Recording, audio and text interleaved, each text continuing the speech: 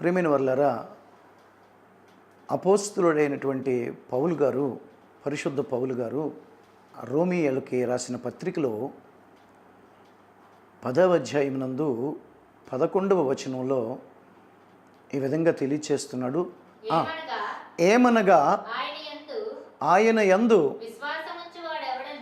విశ్వాసము ఉంచువారు ఎవ్వరును సిగ్గుపడరని లేఖనము చెప్పుచున్నది. Praise the Lord. దేవునికి స్తోత్రం. దైవజనుడైన పౌలు గారు కూడా రోమీయులకు రాసినటువంటి రోమా పత్రికలో 5వ అధ్యాయంలో 5వ వచనాన్ని చదువుదాము. ఎందుకనగా ఈ నిరీక్షణ మనలను సిగ్గుపరచదు. దేవునికి స్తోత్రం కలుగునుగాక. నిరీక్షణ మనలను సిగ్గుపరచదు. ఈ నిరీక్షణ మనలను సిగ్గుపరచదు. దేవుని యందు కలిగి ఉన్నటువంటి ఆ గొప్ప నిరీక్షణ అనేది ఒక ఫలమండి. నిరీక్షణ అనేది ఒక ఫలము. ఆ ఫలము నీలో ఉందో లేదో కూడా దేవాది దేవుడు పరీక్షించుకుంటూ ఉంటాడు, పరీక్ష చేస్తూ ఉంటాడు. నీ భక్తి జీవితంలో, నీ విశ్వాస జీవితంలో ఖచ్చితంగా ఈ నిరీక్షణ ఫలము నీలో ఉందా లేదా, ఈ నిరీక్షణ నీ ఫలము నువ్వు ఫలిస్తున్నావా లేదా అనేది చూస్తాడు. ఫలించని అంజూరపు చెట్టుని ఎండిపోవును గాక అని శపించాడు ప్రభువారు. నా ప్రియ సహోదరి సహోదరుడా, అదే ఆశీర్వదించినటువంటి ఆ ప్రభు యొక్క నోరే చూసాం కదా. ఆయనకి మరి క్రైస్తవులు ఫలించకపోతే ఎంత కోపం వస్తుందో చూసాం కదా. క్రైస్తవులు మరి ఫలించకపోతే, ఆయన ఆశించిన ఫలాలు ఫలించకపోతే, ఆయన కోరుకున్న ఫలాలు ఫలించకపోతే, నీవు నేను ఫలభరితంగా ఉండకపోతే, సంఘము ఫలభరితంగా ఉండకపోతే, క్రైస్తవుడు క్రైస్తవురాలు ఫలభరితంగా ఫలించకుండా ఫలాలు లేని వారిగా గొడ్డుమూతు చెట్లుగా ఉంటే ఆయన కోపము మన మీద రగులుకుంటుందనే సంగతిని కూడా ఈ సమయంలో ప్రియులారా జ్ఞాపకం చేసుకోండి. జ్ఞాపకానికి తీసుకొస్తున్నాను. ఆ కోపము రగులుకుంటుంది. ఆయన కొంతకాలం చూస్తాడు. ఆయన దీర్ఘశాంతానికి కూడా కొంత పరిమితి ఉంది. పరిమితి లేదని అనుకోవద్దు. దీర్ఘశాంతానికి పరిమితి లేదని అనుకోవద్దు. ఆ దీర్ఘశాంతానికి పరిమితి అయిపోయిన తర్వాతనే నయోమికి దేవుడు 10 సంవత్సరాలు వేచి చూచిన తర్వాతే, ఆ దీర్ఘశాంతం సంపూర్ణం అయిన తర్వాతే ఒక్క దెబ్బ కొట్టాడు. నయోమికి గొక్క తిప్పుకోలేనటువంటి దెబ్బ కొట్టాడు. 10 సంవత్సరాలు నిరీక్షించాడు. 10 సంవత్సరాలు దీర్ఘ శాంతము కలిగి ఉన్నాడు. మారుతుంది, ఈరోజు మారుతుంది, రేపు మారుతుంది, ఈరోజు మారుతుంది, రేపు మారుతుంది, సరి చేసుకుంటుంది, తన తప్పులు సరిదిద్దుకుంటుంది. ఇదిగో నా సేవకుడి ద్వారా నేను మాట్లాడుతున్నాను కదా, ప్రతి ఆదివారము ప్రతి శుక్రవారము ఇలాగ సభల్లోని అనేక సందర్భాల్లో సేవకుల మీద నోటి నుంచి నేను ఒక సేవకుల నోటిని బోరగా చేసుకుని నేను వాళ్ళ కొరకు మాట్లాడుతున్నాను కదా, ఆ మాటలన్నీ విని మారుతుంది అని అనేక పర్యాయాలు చూసి 10 సంవత్సరాలు చూశాడు. ఆయన దీర్ఘశాంతానికి పులి స్టాప్ పడింది. ఆయన దీర్ఘశాంతానికి లిమిట్ దాటిపోయింది. నా ప్రియ సహోదరి, వెంటనే ఆయన భరస్ట్ అయ్యాడు. వెంటనే ఒక శాపాన్ని విడుదల చేశాడు. తన భర్తని కొట్టేశాడు. తన కుమారులు ఇద్దరిని లేపేశాడు. నయోమి భర్తను లేపేశాడు. నయోమి ఇద్దరు కొడుకులు లేపేశాడు. జాగ్రత్త ప్రియ సహోదరి, సహోదరుడా, ఫలించాలి. నిరీక్షణ అనేది ఒక ఫలం. ఈ నిరీక్షణ ఫలం కూడా మనలో చూస్తాడు. కనిపెట్టుకుని ఉండుట, సహనము, ఓపిక, ఇదొక ఫలం ప్రతి క్రైస్తవుల్లోని ఉండాలి. దేనికి పడితే దానికి నువ్వు బరస్ట్ అయిపోయి ప్రతి ఒక్కళ్ళతోటి కయ్యానికి వెళ్ళటం, జగడాలు. ఒకరు ఒక మాట అన్నారు అంటే పడవు. వాళ్ళ దగ్గరికి వెళ్ళి 10 మాటలు చెప్పొస్తేనే కానీ నీకు నిద్రట్టదు. ఆ రోజుని ఒక్క మాటకి 10 మాటలు అప్పగిస్తేనే కానీ నిద్ర పట్టదు. నీ కొరకు ఎన్ని మాటలు పడ్డాడు ప్రభు, ఎప్పుడైనా ఆలోచించావా? నీ కొరకు సిలువలో ఎన్ని మాటలు పడ్డాడు. ఆయన పడదగని వాడై ఉండి పడ్డాడు నీ కొరకు. ఆయన ఏం తప్పు చేశాడని నీ కొరకు మాటలు పడ్డాడు. ఆయన ఏం పాపం చేశాడని, నిన్ను ప్రేమించడమే ఆయన చేసిన పాపమా? నీ కొరకు ప్రాణం పెట్టడానికి రావడమే ఆయన చేసిన పాపమా? నిన్ను మంచి మార్గంలో పెట్టడమే ఆయన చేసిన పాపమా? నీ జీవితాన్ని, నీ కుటుంబాన్ని సరిచేయటము, బాగు చేయటానికి రావడమే, నీ జీవితంలోనికి, నీ కుటుంబంలోనికి రావడమే ఆయన చేసిన పాపమా? నీ కొరకు ఎన్ని మాటలు పడలే? ఒక మాట అంటే చాలు మనకు కోపం వచ్చేస్తుంది, పౌరుషం వచ్చేస్తుంది. వాళ్ళ దగ్గరికి వెళ్ళి ఒక మాట అన్న వాళ్ళని 10 మాటలు అప్పగించి వస్తేనే కానీ ఆ రోజు నీకు నిద్రట్టదే.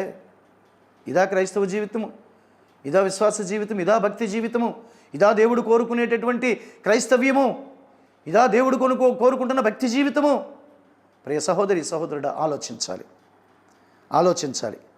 యోబు గారు 4వ అధ్యాయము 6వ వచనాన్ని చదువుదాము. నీ భక్తి నీకు ధైర్యం పుట్టించదా?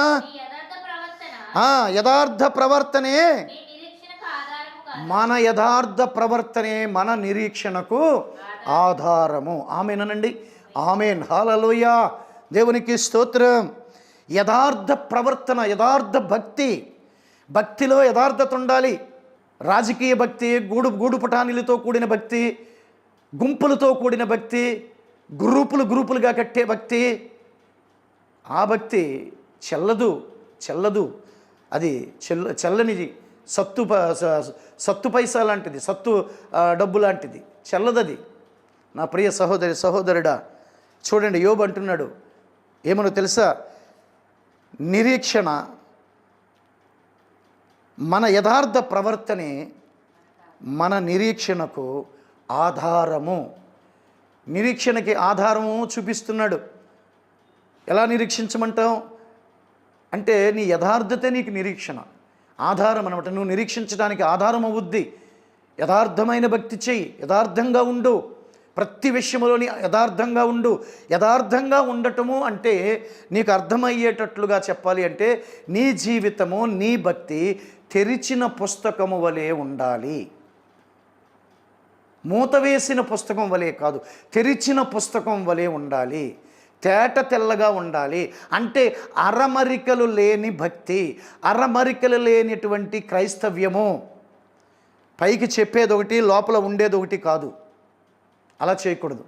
ఏంటి, చాలా నీకు ఒంట్లో బాగోలేదంట, 4 రోజుల నుంచి బాధపడుతున్నావంట, మంచం ఎక్కేవంట, అయ్యో పాపం అని పలకరించడానికి వెళ్ళి పలకరించి నీకు ఇలాగే జరగాలే, లోపల ఒక మాట చూసావా, నీకు ఇలాగే జరగాలి, తగిన శాస్తి అయ్యింది, నీకు ఇలాగే జరగాలి, బాగా జరిగింది, ఆ దేవుడు బాగా చేసేళ్ళే.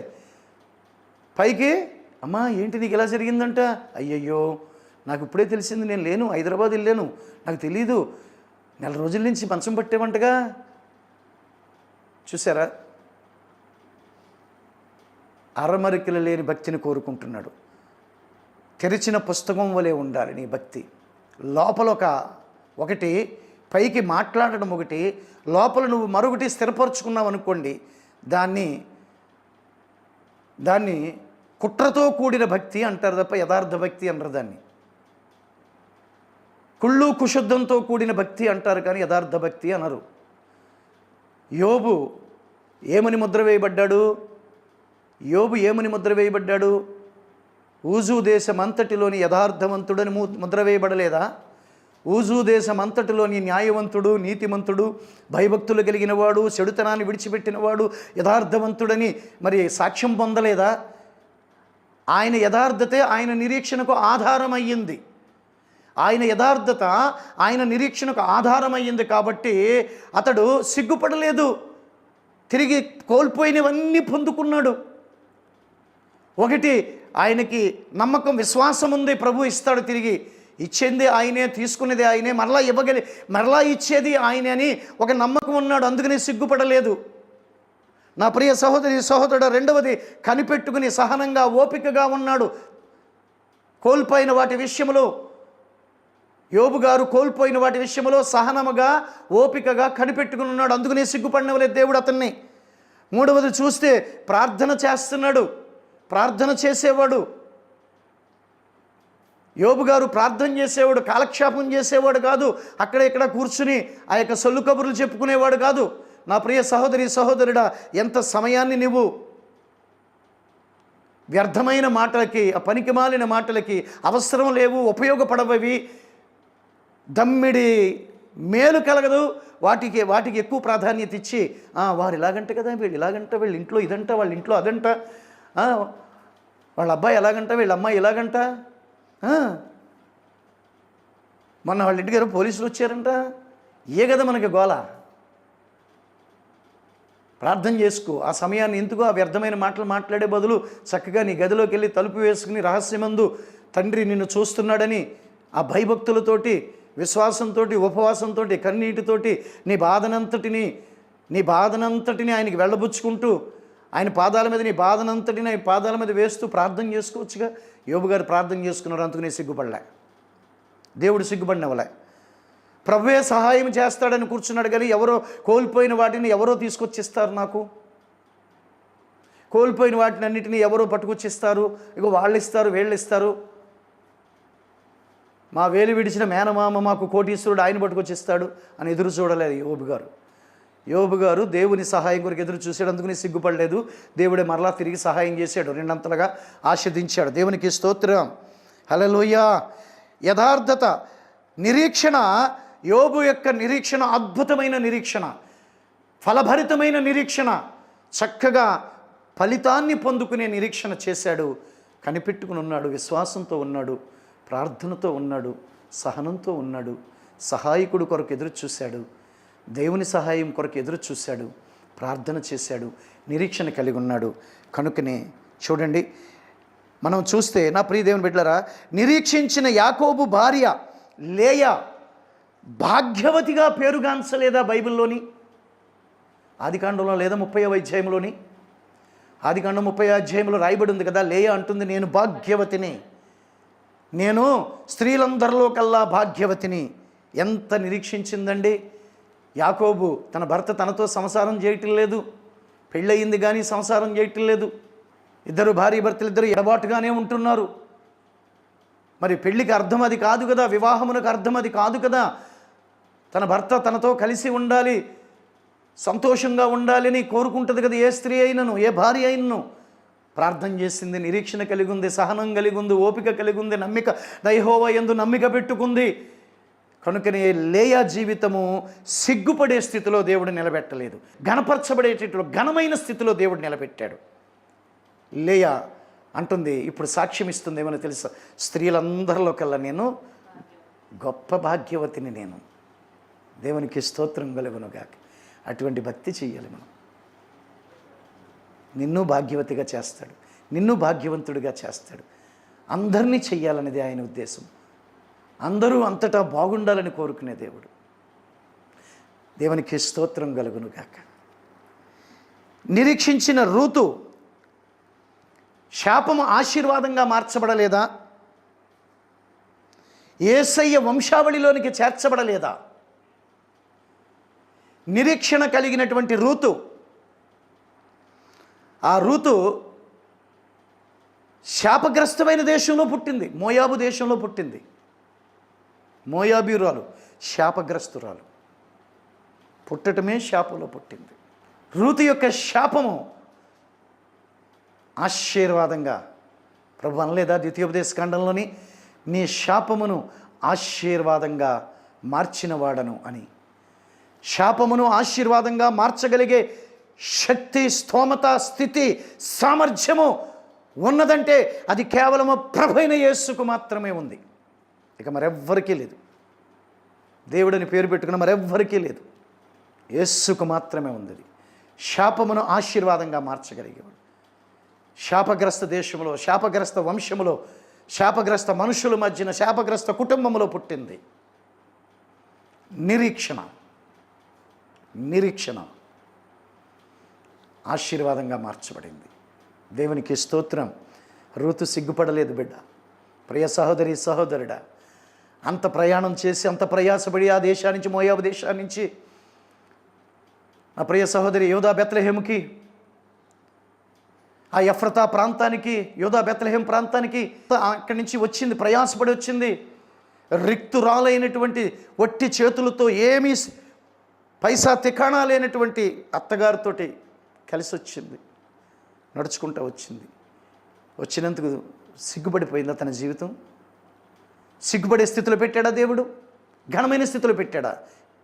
నీవే తెలుసుకోవాలి, నీవే గ్రహించాలి. నీతోటే మాట్లాడుతున్నాడు ప్రభు. శాపాన్ని ఆశీర్వాదంగా మారుస్తాడు. నిరీక్షణ కలిగి ఉండు, నిరీక్షణ కలిగి ఉండు.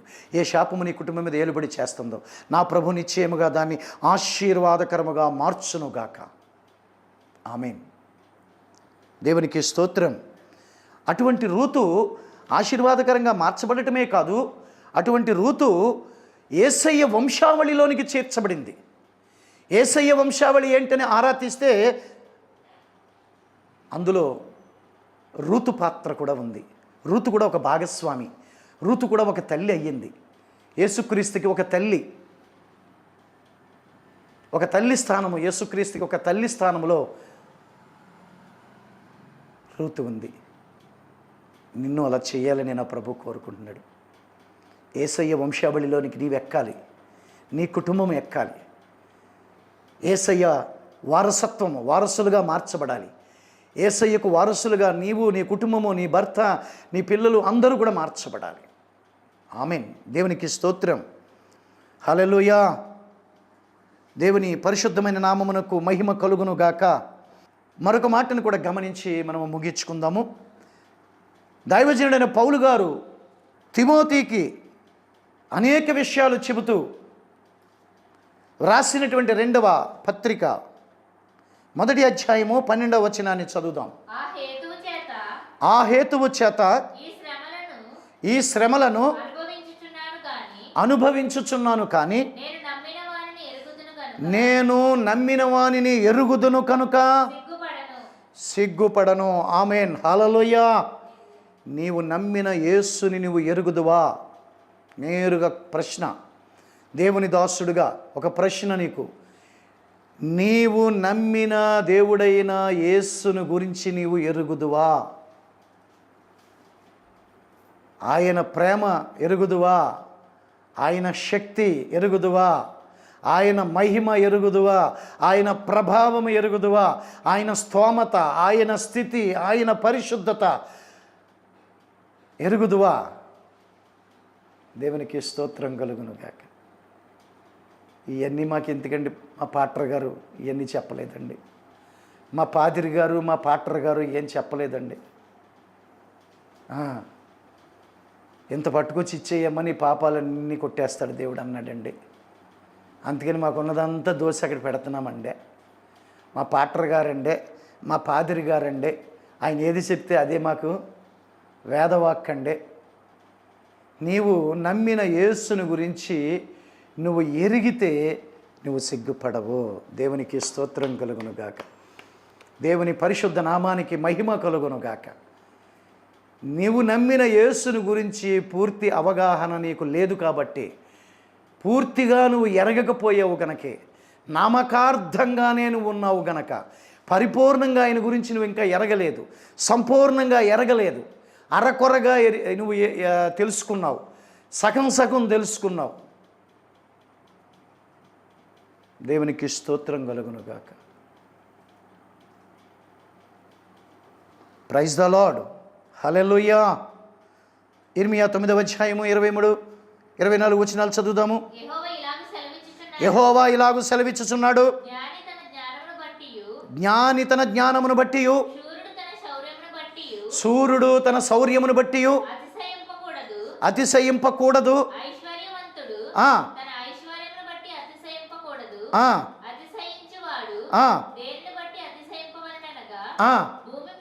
భూమి మీద కృప చూపుచు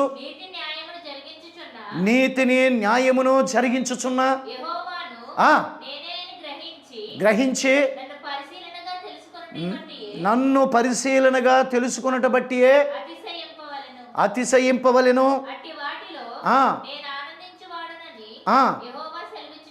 దేవునికి స్తోత్రం కలుగును గాక. Praise the lord. ప్రియ సహోదరి సహోదరుడు, ఆ వాక్యాన్ని విన్నాం కదా. వాక్యము తేటగా చెప్తుంది, తేట తెల్లంగా చెప్తుంది. ఒక అరటిపండు ఒలిసి తినిపించారు అన్న సామెతను పట్టి చక్కగా పరిశుద్ధాత్మ దేవుడు ఈ పూట నీతోటి చాలా తేటగా మాట్లాడుతున్నాడు. దేవుని మాటలు చక్కగా నువ్వు అవగాహన చేసుకోవడానికి అందిస్తున్నాడు, అర్థం చేసుకోవడానికి అందిస్తున్నాడు, అట్టి కృపలోనికి నీవు నడిపించబడటం కొరకు అందిస్తున్నాడు. జ్ఞానము కలిగిన వాడు తన జ్ఞానాన్ని బట్టి అతిశయించకూడదు, శౌర్యము కలిగిన వాడు తన బలశౌర్యాన్ని బట్టి అతిశయించకూడదు, ఐశ్వర్యవంతుడు తన కలిగిన ఐశ్వర్యాన్ని బట్టి అతిశయించకూడదు. కానీ భూమి మీద కృపచూపుటకును నీతిని న్యాయాన్ని జరిగించుటకును అది యెహోవా మాత్రమే. అది యెహోవా అని నువ్వు ఎరిగినప్పుడు, కృపచూపటానికి నీతిని న్యాయాన్ని చేయటానికి యెహోవా వచ్చాడు అని నువ్వు ఎరిగితే, ఆ ఎరిగిన దానిని బట్టి నువ్వు సిగ్గుపడకుండా ఉంటావు. ఎస్, ఆ వాక్యం యొక్క ఆంతర్యం అదే, దాని భావం అదే. నా ప్రియ సహోదరి సహోదరుడా, దేన్ని బట్టి అతిశయిస్తున్నావో నీవు నాకు తెలియదు. ప్రభు నీతో మాట్లాడుతున్నాడు. నీకు కలిగిన గర్భఫలాలను బట్టి నువ్వు అతిశయిస్తున్నావేమో, నీకున్న ఆస్తిపాస్తులను బట్టి అతిశయిస్తున్నావేమో, నీకు ఉన్నటువంటి మిద్దీ మేడలను బట్టి అతిశయిస్తున్నావేమో, నీకున్నటువంటి గొప్ప గొప్ప కారులను బట్టి అతిశయిస్తున్నావేమో, నీకున్న గొప్ప ఉద్యోగాన్ని బట్టి అతిశయిస్తున్నావేమో. వద్దు ప్రియ సహోదరి సహోదరుడా, యేసుని గురించి ఎరిగిన వారు, పౌలు అంటున్నాడు, నేను నమ్మిన వానిని ఎరుగుదును గనక సిగ్గుపడలేదు. నేను సిగ్గుపడనివాడు నన్ను. నా ప్రభు ఎలాంటి వాడో, నా పట్ల ప్రభువుకి ఎలాంటి సంకల్పం ఉందో నేను ఎరుగుదును. నా పట్ల నా ప్రభువుకి ఎలాంటి ప్రణాళిక ఉందో నేను ఎరుగుదును. నా పట్ల దేవుడు ఎప్పుడు ఏ కార్యం చేస్తాడో నేను ఎరుగుదును. నన్ను ఎంతగా దేవుడు ప్రేమిస్తున్నాడో నేను ఎరుగుదును. ఎంతగా నన్ను వెంబడిస్తున్నాడో నేను ఎరుగుదును. ఎంతగా నాకు తోడై ఉంటున్నాడో నేను ఎరుగుదును. ఆయన ఎరగాలి. నమ్ముకున్నాం కానీ పూర్తిగా ఆయన గురించి ఎరగక నువ్వు చాలా సునాయాసంగా ఆదివారం సన్నిధి మానేస్తావు. ఎరగకపోయావు కాబట్టి ఆదివారం సునాయాసంగా సన్నిధి ఎగ్గొట్టేస్తున్నావు. ఆదివారం నాడే కార్యక్రమాలు పెట్టుకుంటారు. సిగ్గుండదు క్రైస్తవులకి. ఆదివారం నాడే సన్నిధిని కోల్పోతున్నారు. అనేక కార్యకలాపాలు, ఇళ్లలో అనేకమైన కార్యకలాపాలు. మరో రోజున పెట్టుకోకూడదా? ఆ రోజునే వచ్చిందా తారీఖు నీకు? లేకపోతే ఆ రోజునే సిద్ధాంతి చెప్పాడా? ఆ రోజునే ముహూర్తం పెట్టాడా నీకు? ప్రతిరోజు ఆశీర్దించబడిందిగా. ఆదివారము పరిశుద్ధమైనది, ఆదివారము ఆశీర్దించబడే రోజుగా. నువ్వు దాన్ని ఎగ్గొట్టేస్తున్నావు అంటే ఆశీర్వాదాన్ని పోగొట్టుకుంటున్నావుగా, పరిశుద్ధతను పోగొట్టుకుంటున్నావుగా. అది పరిశుద్ధపరచబడినది, అది ఆశీర్దించబడిన దినమని రాయబడిందిగా. మరి అంత చాలా సునాయాసంగా నువ్వు ఆదివారాన్ని ఎగ్గొట్టేస్తున్నావుగా సన్నిధిని. ఆదివారం నాడు శుభకార్యాలు పెట్టుకుంటావు. పుష్పావతి కార్యక్రమాలన్నీ ఆదివారం నాడే. నీ గృహప్రవేశాలు ఆదివారం నాడే. అనేక విందులు, అనేకమైనటువంటి కార్యక్రమాలు ఆదివారం నాడే. సన్నిధికి ఎందుకు రాలేదమ్మా? అసలు మీ ఇంట్లో వాళ్ళు ఎవరు రాలేదేంటి అని పాస్టర్ గారు పాపం తెల్లబోయి అడుగుతాడు. మేమండి మా వాళ్ళు ఇంట్లో అంటే ఫంక్షన్ అండి, మరి అందరూ వెళ్ళకపోతే బాగోదండి. నీ మొహం ఏం కాదు, మొత్తం పోగొట్టుకున్నావు. నీ కుటుంబం అంతా అక్కడికి వెళ్ళావు, ఏం పోగొట్టుకున్నావు? ఆశీర్వదిస్తానన్న దేవుడు ఆదివారపు ఆశీర్వాదం పోగొట్టుకున్నావు. ఆదివారం రోజు నీకు సిద్ధపరిచి ఉంచిన ఆశీర్వాదాన్ని పోగొట్టుకున్నావు. ఆదివారపు పరిశుద్ధతని పోగొట్టుకున్నావు. అంటే అపవిత్రపరచబడ్డావు. నువ్వు ఆదివారం ఎగ్గొట్టావంటే అపవిత్రపరచబడ్డావు. రెండవది ఆశీర్వాదాన్ని కోల్పోయావు. 2 దెబ్బలు తగిలినాయి. దేవునికి స్తోత్రం కలుగును గాక. హల్లెలూయా. కీర్తనల గ్రంథము 91వ అధ్యాయము 14వ వచనాన్ని చదువుదాం. అతడు నన్ను ప్రేమించుచున్నాడు గనక అతడు నా నామము ఎరిగినవాడు గనుక దేవునికి స్తోత్రం కలుగును గాక. ఎంత గొప్ప మాట అండి, ఎంత గొప్ప అద్భుతమైనటువంటి వాక్యం అండి అది. నిన్ను ప్రేమించి దేవుడు ఈరోజు నీకు అద్భుతమైన వాక్య పరిచర్య చేస్తున్నాడు పరిశుద్ధాత్మ దేవుడు. చూడండి, అతడు నా నామమును ఎరిగినవాడు, నేను అతనిని ఘనపరచెదను, నేను అతనిని తప్పించెదను, నేను అతనిని ఆశీర్వదించెదను, నేను అతడు కోల్పోయినవన్నీ అతనికి తిరిగి ఇచ్చెదను. నా నామమును ఎరిగినవాడు. నామము, ఆయన నామాన్ని ఎరగాలి. పౌలు అంటున్నాడు, నేను నమ్మిన వానిని ఎరుగుదును, నేను నమ్మిన వానిని ఎరుగుదును. ఆయన గుణలక్షణాలు ఏంటో నాకు తెలుసు. ఆయన ప్రేమ ఏంటో, ఆయన మనసు ఏంటో, ఆయన హృదయం ఏంటో, ఆయన ఆతృత ఏంటో, ఆయన కోరిక ఏంటో నా పట్ల నాకు చాలా చక్కగా ఎరుగుదును. నేను అర్థం చేసుకున్నాను. నేను పరిపూర్ణ క్రైస్తవుణ్ణి, నేను పరిపూర్ణమైనటువంటి విశ్వాసిని అని చెప్తున్నాడు పౌలు గారు. ప్రభువు నమ్ముకున్నావు కానీ నువ్వు ప్రభు గురించి ఎరగదు. నువ్వు ఇది సోజ్యమైన విషయం ఏంటంటే, విస్తుపోయే విషయం ఏంటంటే, ప్రభువుని నమ్మేసుకున్నాము కానీ ప్రభు గురించి ఎరగం. మేము అంతగా ఎరగమండి. మా పాటర్ గారు అలాగేం చెప్పలేదు మాకు. ఇప్పుడును మా పాదిరి గారు ఏం చెప్పలేదు. మా పాదిరి గారు అన్నారు, మరియమ్మ గుడికి వెళ్ళి అక్కడ గుండు కొట్టించుకుని నామాలు పెట్టించుకుని గంధం బొట్లు పెట్టించుకుని వస్తే నీకు పాపం పోద్దన్నారని నేను అక్కడికి వెళ్ళానండి. నీకు మరింతగా పాపం అంటుకుంటుంది కానీ కొంచెం కూడా తగ్గదు. ఇది సత్యం, ఇది నిజం. మరింతగా అంటుకుంటుంది. ఎందుకంటే దేవుడు ఒక్కడే, దేవుడు ఒక్కడే, దేవుడు ఒక్కడే. మరలా చెప్తున్నాను, ఆయన ప్రభు అయిన యేసుక్రీస్తు. అంతే, ఇంకా లేరు. మళ్ళీ రెండో వాళ్ళు లేరు. ఇంకా ఈ సైడ్ యాక్టర్లు ఎవరు లేరు. ఇక సైడ్ క్యారెక్టర్లు ఎవరు లేరు. అలాగ అనుకుంటే ఆయనతోటి 3.5 సంవత్సరాలు సేవ చేసిన ప్రతి వాడు దేవుడు అయిపోవాలి. మత్తయ్య గారు దేవుడు అయిపోవాలి, లోకా గారు దేవుడు అయిపోవాలి, పౌలు గారు దేవుడు అయిపోవాలి, యాకోబో దేవుడు అయిపోవాలి, 12 మంది శిష్యులు 12 దేవుళ్ళు అయిపోవాలి. ఉన్నారా 12 దేవుళ్ళు? ప్రియ సహోదరి సహోదరుడా, అతడు నా నామమును ఎరిగినవాడు. దేవుని సన్నిధికి వస్తావు, యేసు ప్రభువుని నమ్ముకున్నానంటావు, బాప్తిజం తీసుకున్నానంటావు, మళ్ళీ మరియమ్మ మెట్లు ఎక్కుతూ ఉంటావు. మరియమ్మ మెట్లు ఎక్కుతూ ఉంటావు, మెట్ల మీద పొర్లుతూ ఉంటావు, అక్కడ పొర్లు దండాలు పెడతా ఉంటావు. వాళ్ళు గుండు కొడితే గుండు కొట్టించుకుంటావు, వాళ్ళ నామాలు పెడితే నామాలు పెట్టించుకుంటావు, వాళ్ళు కొట్టే టెంకాయ కొడతావు. అక్కడికి వెళ్ళిన తర్వాత ఏం చెప్తే చేస్తావు. మళ్ళీ వచ్చి బైబిల్ తీసుకుని యేసు ప్రభువా ఒక్కడే, యేసు ఒక్కడే అని పాటలు పాడతావు. దేవుణ్ణి ఎరగలేదు నువ్వు సరిగాను. దేవుణ్ణి ఎరగకపోతే నువ్వు సిగ్గుపడతావు సుమి. దేవుణ్ణి ఎరిగితేనే పౌలు అంటున్నాడు, నేను నమ్మిన వానిని ఎరుగుదును కనుక సిగ్గుపడను. స్పష్టంగా వాక్యం చెప్తుంది. నువ్వు దేవుణ్ణి ఎరగలేదు కనుక సిగ్గుపడే స్థితిలో దేవుడు నిన్ను నడిపిస్తున్నాడు. దేవుణ్ణి ఎరగాలి, దేవుని యొక్క గుణగణాలు ఎరగాలి, దేవుల్లో ఉన్న శక్తి ఎరగాలి, దేవుల్లో ఉన్న స్తోమత, సామర్థ్యము, శౌర్యమును ఎరగాలి. 40 సంవత్సరాలు అరణ్యములో వారు తిరిగినా వారి వస్త్రములు నలగలేదు, వారికి కాళ్ళకు వేసుకున్న చెప్పులు అరగలేదు. ఎంత సౌకర్యముగా వారిని నడిపించాడు, ఎంత స్తోమతతోటి నడిపించాడు, ఎంత సామర్థ్యంతో నడిపించాడు. ఎవరికైనా ఒకరికి జబ్బు వచ్చిందా? ఎవరైనా ఒక క్షయవ్యాధి కలిగి చనిపోయారని బైబిల్లో రాయబడి ఉందా? 40 లక్షల మంది ఇశ్రాయేలు ప్రజలు నడిపించిన దేవుడు. ఏ ఒక్కరైనా పలానా అనారోగ్యం వచ్చింది, కరోనా వచ్చింది, చచ్చిపోయాడని రాసుందా? ఏదైనా ఒక క్షయ వ్యాధి వచ్చిందని రాసున్నదా? నా ప్రియమైన దేవుని బిడ్డలారా, ఐగుప్తు దేశంలో అనేక వ్యాధులు ఉన్నా కానీ అరణ్యంలో 40 సంవత్సరాలు ఇశ్రాయేలు ప్రజల దగ్గరికి ఒక్క వ్యాధి రాలేదు. నిన్ను స్వస్థపరచు యెహోవాను నేనే అని వాగ్దానంతో నడిపించేశాడు. అంతే. దేవునికి స్తోత్రం కలుగును గాక. యోబు పుస్తకంలో నుంచి ఒక మాట చదువుదాం. 19వ అధ్యాయం 25వ వచనం.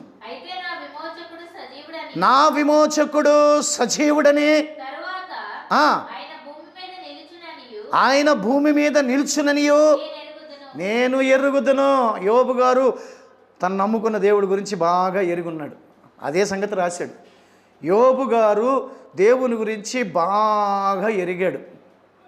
ఎరగటం అంటే ఏంటి? తెలుసుకొనుట, లోతుగా తెలుసుకొనుట. పేతురు, నీ ధోనిని కొంచెం లోతుగా నడిపించయ్యా. రాత్రంతా ప్రయాసపడ్డానయ్యా, ఒక్క పరిగి కూడా పడలే. ఇప్పుడు నేను చెప్తున్నాను, నీ ధోనిని కొంచెం లోతుకు నడిపించు.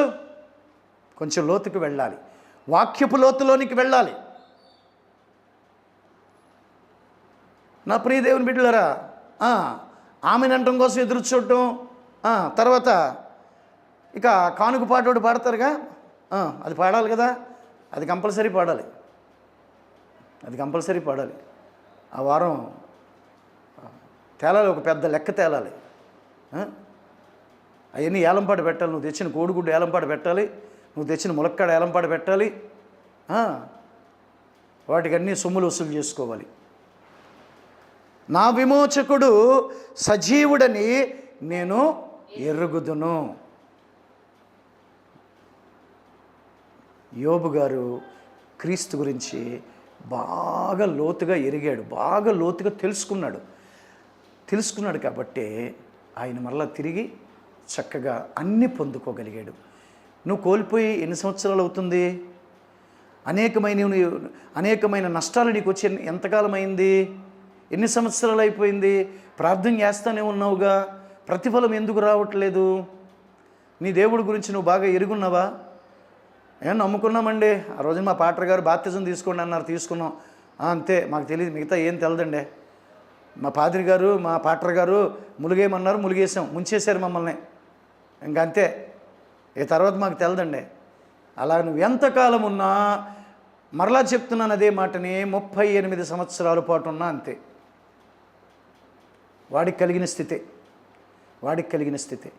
అయితే సజీవుడైన దేవుడు, నిన్ను ప్రేమిస్తున్న దేవుడు వాక్యముఖంగా ఈరోజు వచ్చి నిన్ను దర్శిస్తున్నాడు. నువ్వు 38 ఏళ్ల నుంచి అలాగే పడున్నావేమో.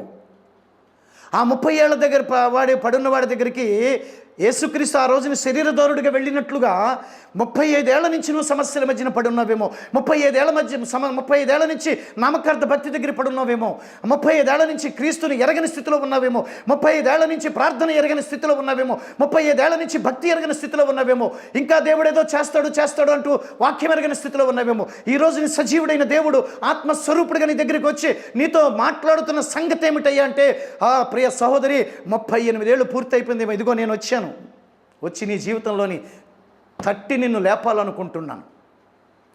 నీకున్నటువంటి నామకార్థాన్ని అంతటిని దులిపేయాలనుకుంటున్నాను. అవన్నీ విడిచిపెట్టి బయటికి తీసుకురావాలనుకుంటున్నాను. ఈరోజు వాక్యముఖంగా దేవుడు నిన్ను దర్శిస్తున్నాడు అనే విషయాన్ని ఎందుకు గ్రహించలేకపోతున్నావు? దేవునికి స్తోత్రం. హల్లెలూయా. యోబుకి దేవుని గురించి బాగా తెలుసుకున్నాడు. నన్ను మళ్ళీ విమోచిస్తాడు, నన్ను తిరిగి విమోచిస్తాడు. విమోచించిన దేవుడు ఎవరో తెలుసా? సజీవుడు అనే మాటకు అర్థమేంటో తెలుసా? సర్వకాలాలయందు జీవిస్తున్నవాడు అని అర్థం. సజీవుడు అంటే సర్వకాలములయందు, భూమి ఉన్నంత వరకు, ఆకాశం ఉన్నంత వరకు, నక్షత్రాలు ఉన్నంత వరకు, సూర్య చంద్ర నక్షత్రాలు ఉన్నంత వరకు, సర్వకాలములు బ్రతికున్నవాడిని సజీవుడు అంటారు. నేను ప్రకటిస్తున్న యేసు సజీవుడు. దేవునికి స్తోత్రం. హల్లెలూయా. యోహాను సువార్త 17వ అధ్యాయము 3వ వచనాన్ని చదువుదాం. అద్వితీయ సత్యదేవుడువైన నిన్నును నీవు పంపిన యేసుక్రీస్తుని ఎరుగుటయే నిత్య జీవము. దేవునికి స్తోత్రం. రేపొద్దుట నీ దగ్గర నిత్య జీవం లేదనుకోండి, నువ్వు సిగ్గుపడాలి.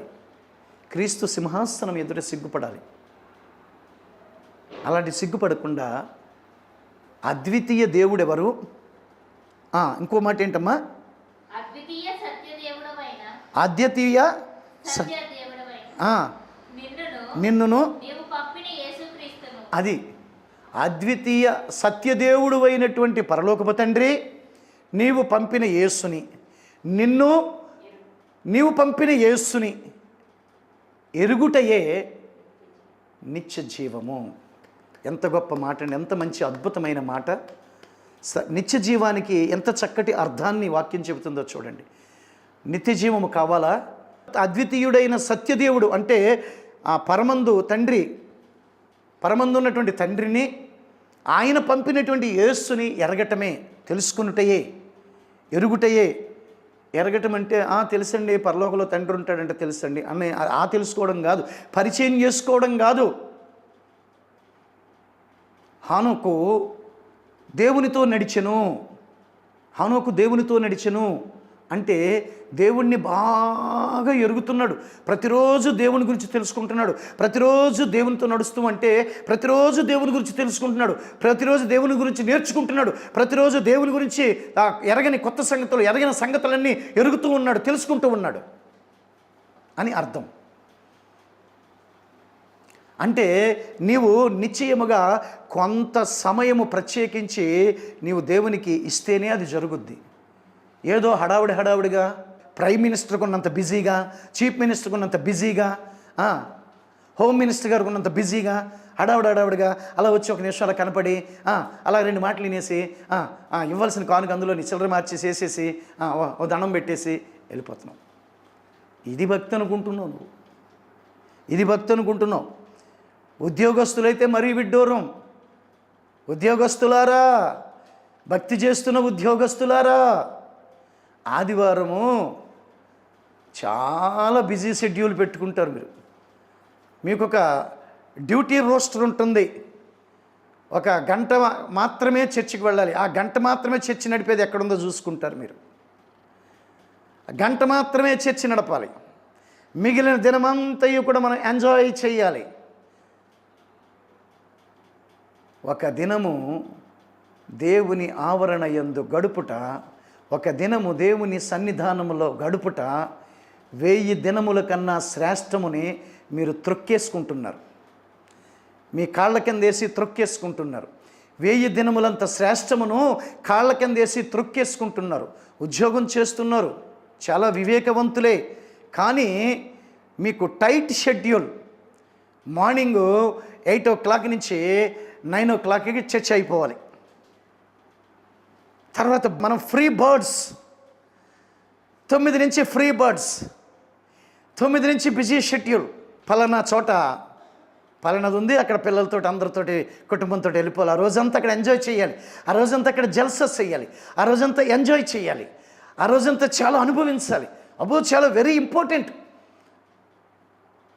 అది మాకు వీకెండ్ లాంటిది. We have to celebrate, we have to enjoy with family, we have to celebrate with family, we have to see these things, we have to see that things. Lot of busy. దాన్ని జ్ఞానంతో పోల్చుకుంటున్నావో అజ్ఞానంతో పోల్చుకుంటున్నావో నాకు తెలీదు. ఉద్యోగస్తులారా, ప్రత్యేకంగా మీ కొరకు ప్రభు మాట్లాడుతున్నాడు.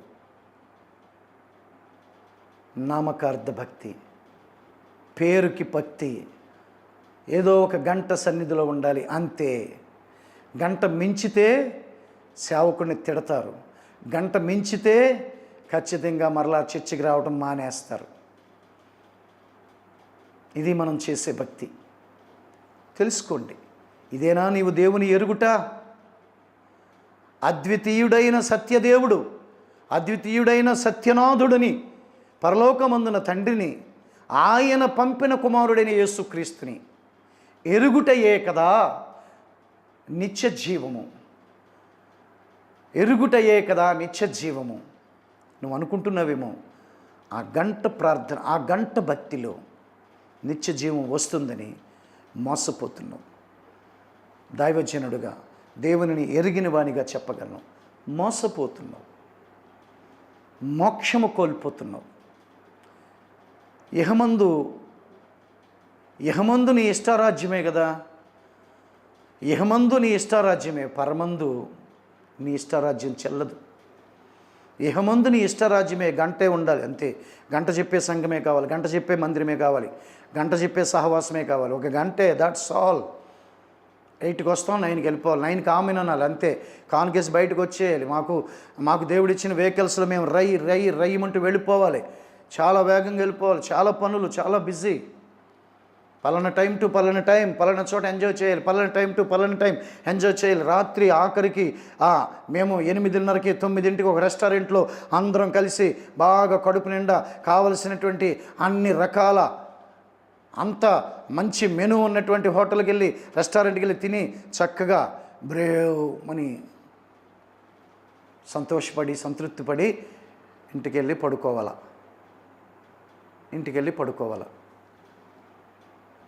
పడుకోవాలా. ఇది నీవు దేవునిని ఎరగటమా? దీని పేరు దేవునిని ఎరగటమా? మరలా సోమవారం నుంచి బిజీ ఉద్యోగాలలో,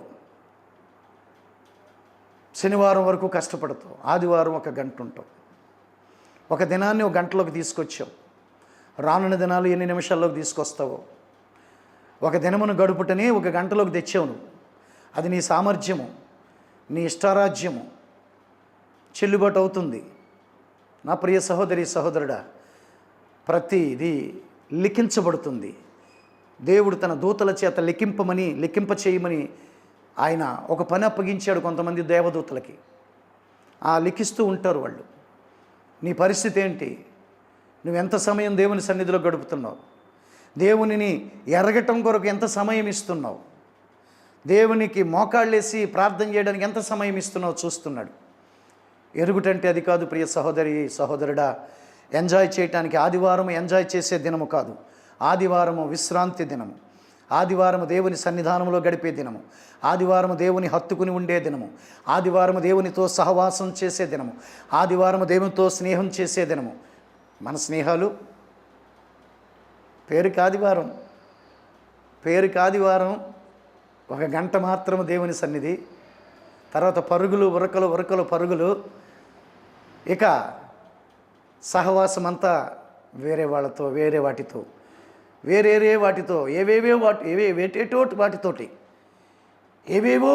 వాటితోటి సహవాసం. ఎప్పుడో రాత్రి 10ంటికి 11ంటికి ఇంటికి ఫ్యామిలీ అంతా చేరటం. ఇది ఆదివారం అంటే అనుకుంటున్నావు. ప్రియ దేవుని బిడ్డలారా, చదువుదాం. రోమాపత్రిక 8వ అధ్యాయము 28వ వచనం. దేవుని ప్రేమించు వారికి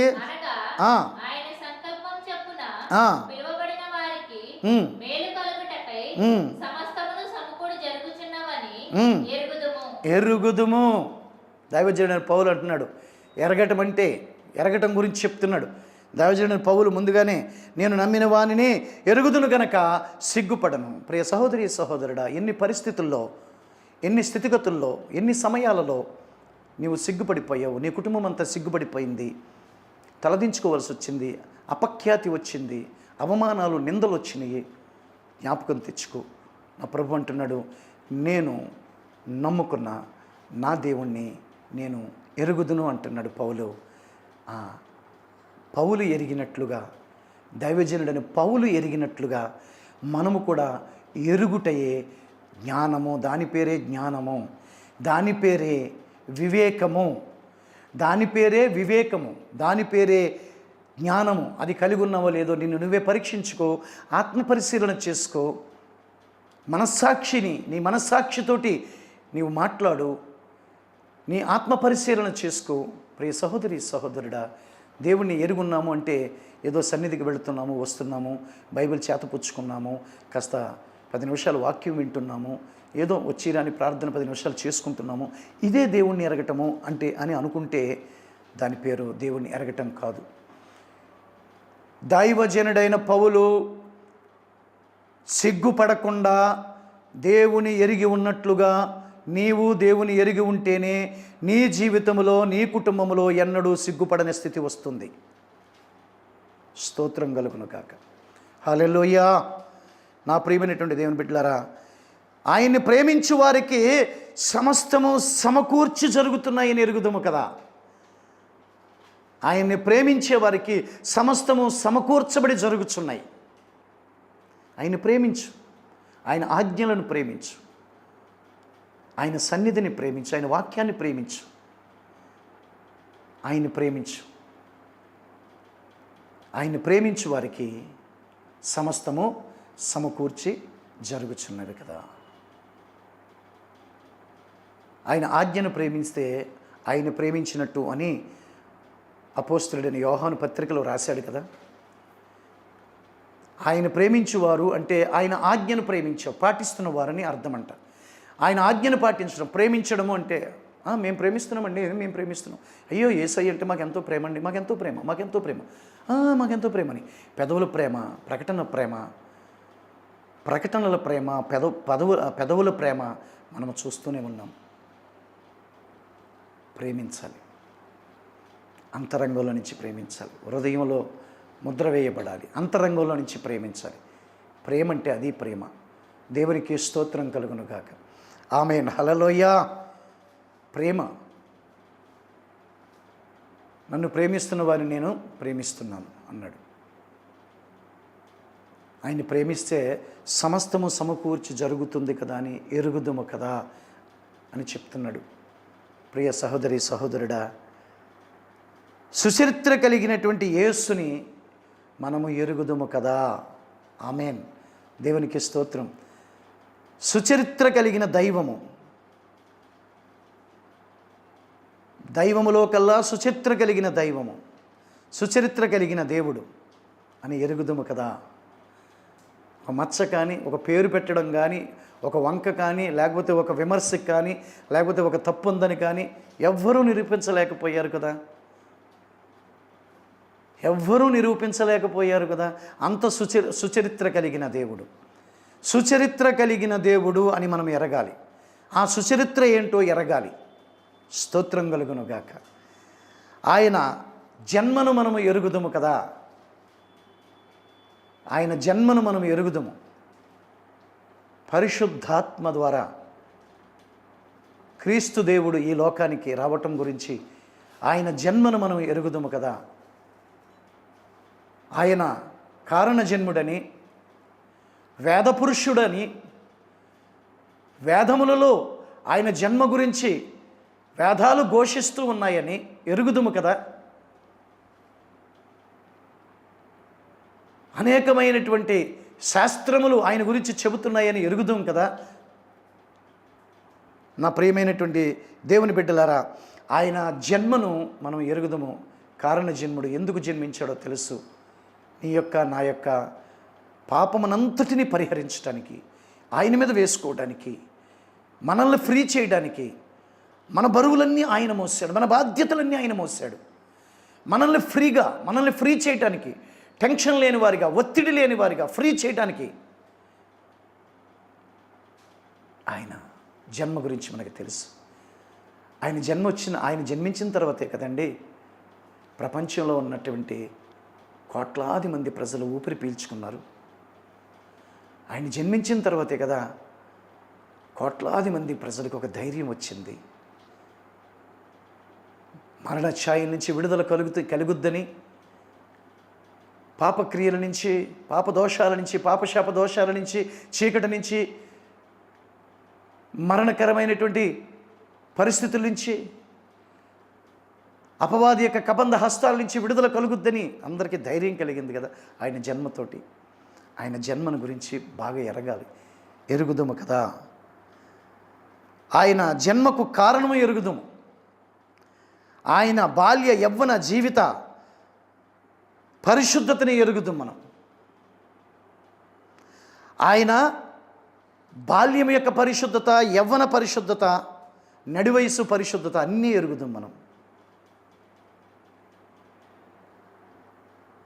ఆయన ప్రేమ ఎరుగుదుము, ఆయన ప్రాణ త్యాగము ఎరుగుదుము, ఆయన శిలువ జీవితము ఎరుగుదాం, ఆయన మరణము ఎరుగుదము, ఆయన పునరుద్ధానమును మనం ఎరుగుదాము.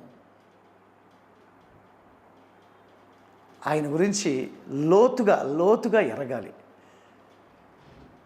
ఎరిగి ఉండాలి, లోతుగా ఎరిగి ఉండాలి, లోతుగా తెలుసుకుని ఉండాలి. లోతైన జ్ఞానము మన దగ్గర ఇమిడి ఉండాలి, మనలో ఉండాలి. అప్పుడు మనము సిగ్గుపడము, ఏ పరిస్థితికి సిగ్గుపడకుండా చేస్తాడు దేవుడు. ఏదో అరకొరగా ఎరిగి దేవుడు నన్ను సిగ్గుపరుస్తున్నాడేంటి అని నువ్వు అనమాక. నువ్వు అరకొరగా ఎరిగి, అరకొరగా తెలుసుకుని, అరకొర జ్ఞానమే మాత్రమే పొందుకుని నేను ప్రతిదానికి సిగ్గుపడాల్సి వస్తుంది, ప్రభువుని నమ్ముకుని ఎక్కడ సిగ్గుపడ్డాను, ఈ పరిస్థితిలో తల వంచాను, నవ్వులు పాలయ్యాను అని నువ్వు చెప్పమాక. పరిపూర్ణతలోనికి రా, సంపూర్ణతలోనికి రా. ఎరగటం అంటే అది.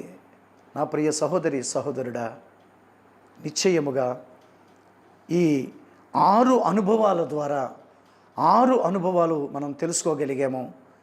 చెబుదాము, ఒక్కొక్కటి చెబుదాము. ఒక్కొక్కటి విశ్వాసముంచుట ద్వారా, ఆయన యందు నమ్మిక విశ్వాసముంచుట ద్వారా సిగ్గుపడనివ్వడు. రెండవది, ఆయన కొరకు కనిపెట్టుకుని వారిలో ఎవరిని సిగ్గుపడనివ్వడు. మూడవదిగా, ప్రార్థన చేసిన వారిని ఎవరిని సిగ్గుపడనివ్వడు. నాలుగవదిగా, ప్రభు యొక్క సహాయం కొరకు ఓపికతో సహనముతో ప్రభు సహాయం కొరకు ఆధారపడిన వారిని ఎవరిని సిగ్గుపడనివ్వడు. ఐదవదిగా, నిరీక్షణ, ప్రభునందు యేసుక్రీస్తు దేవుని యందు నిరీక్షణ కలిగి ఉండటం ద్వారా సిగ్గుపడనివ్వడు. ఆరవదిగా, నమ్మిన వారిని నేను ఎరుగుదును కనుక సిగ్గుపడను. ఎవరినైతే నమ్మామో, ఏ యేసుని నమ్మామో, ఏ సర్వోన్నతమైన దేవుణ్ణి నమ్మామో, ఆ నమ్మిన వారిని మనము సంపూర్ణముగా ఎరిగినప్పుడు, తెలుసుకున్నప్పుడు, అట్టి రీతిగా మనము నడుచుకున్నప్పుడు మనల్ని దేవుడు సిగ్గుపడనివ్వడు. నిశ్చయముగా ఈ వాగ్దాన ఫలము, ఈ వాక్యం విన్నటువంటి మీ అందరి జీవితంలోని నా ప్రభు నిశ్చయముగా నెరవేర్చి మీకు ఫలములను దయచేయనుగాక. ఆమేన్. దేవునికి స్తోత్రం. దేవుని పరిశుద్ధమైన నామమునకు మహిమ కలుగునుగాక. మరొక పూట మరొక దేవుని దివ్యమైన వాక్కుతోటి మనందరం కలుసుకుందాం. తలలు వంచండి, ప్రార్థన చేసుకుందాం. పరిశుద్ధ ప్రేమ స్వరూపినికి స్తోత్రమయ్యా తండ్రి. నాయన, ఇంతవరకు దైవ సేవకులు చెప్పిన వాక్యం నిమిత్తం ప్రతి ఒక్కరి హృదయంలో తండ్రి వాక్యం ధ్యానించుకుంటూ ఆ వాక్యానుసారం ప్రతి ఒక్కరూ నడవటానికి కృప చూపమని అడుగుచున్నాను. వాక్యం ప్రతి ఒక్కరి జీవితంలో దేవా తండ్రి వాక్యానుసారంగా ప్రతి ఒక్కరూ నడవటానికి కృప చూపి సహాయం దయచేయమని యేసు నామములో అడిగి వేడి పొంది ఉన్నాము తండ్రి. ఆమేన్.